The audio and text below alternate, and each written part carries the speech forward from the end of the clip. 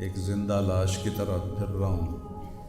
تھوڑی دیر کے لیے دل بہل جاتا ہے، پھر وہ آنکھوں کے سامنے آ جاتا ہے. اس موقع پر کچھ لوگوں نے بہت منفی کردار ادا کیا اور سوشل میڈیا پہ کیا کیا میرے ملک کے انسانیت ہی بھول گیا ہے. میرے بیٹے کی لاش میرے سامنے ہر وقت نظر آتی رہتی ہے، اور کوئی کہہ رہا ہے خواب جھوٹا بیان کیتا سوں، کوئی کہہ رہا ہے بیان کرنے والا کوئی جھوٹا ہے ہی، کوئی کہہ رہا ہے قرآن خوانی کیوں کیتی سوں، یہ تو حرام ہے، کوئی کہہ رہا ہے دعا کیوں کروائی سوں. سارا حلال حرام ایتھے ہی رہ گیا، اور صرف لائک لینے کے لیے جھوٹی خبریں، چند پیسے اکٹھے کرنے کے لیے. ارے وہ دل ہی تو ہے نہ سنگ و خشت، درد سے بھرنا آئے کیوں، اور تم مجھے اور رلا رہے ہو. شرم ہی نہیں آتی لوگ کم بختاں چار ٹکے یا سستی شہرت لین واسطے. شکر ہے بہت لوگوں نے تعزیت کی، لیکن اس موقع پر کچھ لوگوں نے بہت منفی کردار ادا کیا. میں ایک جوان بیٹے کی میت اٹھا رہا ہوں اور اس کو قبر میں اتار رہا ہوں، اور سوشل میڈیا پہ کیا کیا میرے ملک کے انسانیت ہی بھول گیا ہے. اسلام کو پتہ نہیں کیا بنا دیا ہے. اسلام تو آتا ہے جب نبی کی زندگی سامنے ہوتی ہے. تو کوئی خوابوں پہ تبصرے کر رہا ہے، اور کوئی میرے اوپر تنقید کر رہا ہے، کوئی میرے بیٹے کو کہہ رہا ہے مولوی کے بیٹے نے خودکشی کر لی. تو بتاؤ میرے اوپر کیا گزری ہوگی اس سے.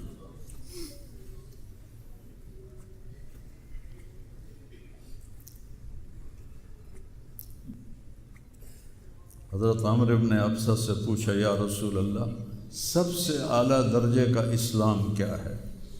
ایک گل غور نال سنیں، سب سے اعلیٰ درجے کا اسلام کیا ہے؟ آپ نے فرمایا من سلم المسلمون من لسانہ و یدہ، جو کسی کو اپنی زبان اور ہاتھ سے تکلیف نہ پہنچائے وہ سب سے اعلیٰ درجے کا مسلمان.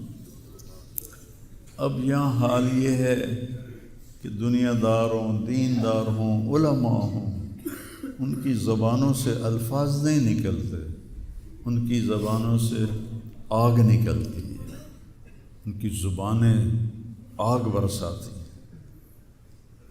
تو جب زبان آگ برسائے گی تو دل نفرت سے بھرا ہوگا. لیکن میں نے کہا یا اللہ، میں نے تجھ سے وعدہ کیا تھا کہ میں اپنی وجہ سے کبھی کسی سے نفرت نہیں کروں گا، کسی سے بغض نہیں رکھوں گا، کسی سے قطع تعلق نہیں کروں گا. آج مجھے یہ وعدہ پورا کرنے میں زور لگانا پڑ رہا ہے کہ ایک طرف مجھے اپنے بیٹے کی لاش نظر آتی ہے، ایک طرف ان نادانوں کے تبصرے نظر آتے ہیں. میں کسی کا نام نہیں لیتا، بھرا پڑا سوشل میڈیا، اور اتنی جھوٹی خبریں، اتنی جھوٹی خبریں، اتنی جھوٹی. زخم پہ مرہم لگاتے ہیں یا نمک چھڑکتے ہیں، اور وہ اسلام سمجھ کے کر رہے ہیں. میرے بیٹے کی لاش میرے سامنے ہر وقت نظر آتی رہتی ہے، اور کوئی کہہ رہا ہے خواب جھوٹا بیان کیتا سوں، کوئی کہہ رہا ہے بیان کرنے والا کوئی جھوٹا ہے ہی، کوئی کہہ رہا ہے قرآن خوانی کیوں کیتی سوں، یہ تو حرام ہے، کوئی کہہ رہا ہے دعا کیوں کروائی سوں. سارا حلال حرام ایتھے ہی رہ گیا. ایک زخمی باپ کے زخم پر پھنبا رکھنے کی بجائے میں نے بڑے انسان زندگی میں صدمے دیکھتا ہے، ناگواریاں دیکھتا ہے. میں نے بڑی بڑی ناگواریاں دیکھی، لیکن عاصم کی ناگواری